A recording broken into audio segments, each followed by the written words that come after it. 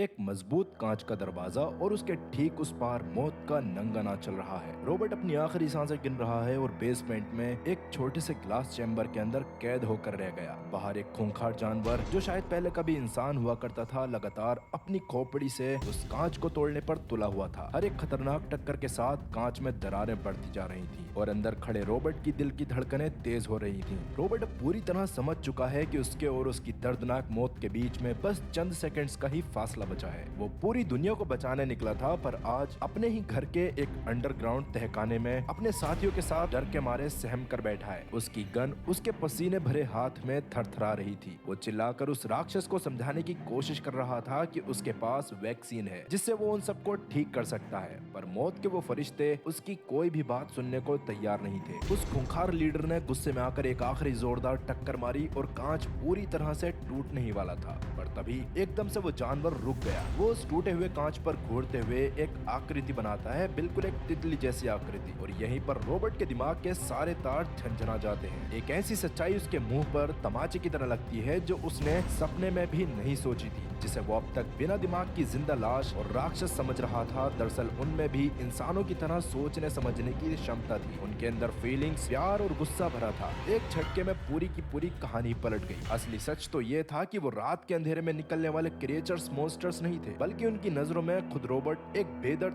Monster बन चुका था जो उनके परिवार वालों को एक एक करके किडनैप कर रहा था और इलाज के नाम पर उन्हें बेरहमी से मार रहा था। लेकिन सबसे बड़ा सवाल ये उठता है कि आखिर दुनिया इस खौफनाक अंजाम तक पहुंची ही कैसे? एक ऐसी बीमारी जिसे महान साइंटिस्ट ने कैंसर का पक्का इलाज समझकर मॉडिफाई किया था, उसने अचानक से पूरी इंसानियत का ही नामो निशान कैसे मिटा दिया? और जब बाहर की पूरी दुनिया ऐसी भयानक मौत का मंजर बन चुकी थी, तो रॉबर्ट एक अकेला जिंदा इंसान इस वीराने और खंडर शहर में कैसे बचा रह गया? आखिर ऐसी क्या मजबूरी आ गई थी कि उसने अपनी सबसे प्यारी वफादार डॉगी सैम को रोते हुए अपने ही हाथों से मौत के घाट उतार दिया? क्या इस उजड़ी हुई दुनिया में वाकई कोई सेफ जोन बचा है जहां और भी इंसान बसे हैं, या फिर ये आखिरी इंसान भी इन्हीं बेरहम मौत के साए में अपना दम तोड़ देगा? ये इंसानियत का हमेशा के लिए अंत है या फिर एक बिल्कुल ही नई और खतरनाक प्रजाति की शुरुआत? पूरी कहानी देखने के लिए नीचे दिए गए लिंक पर क्लिक करें।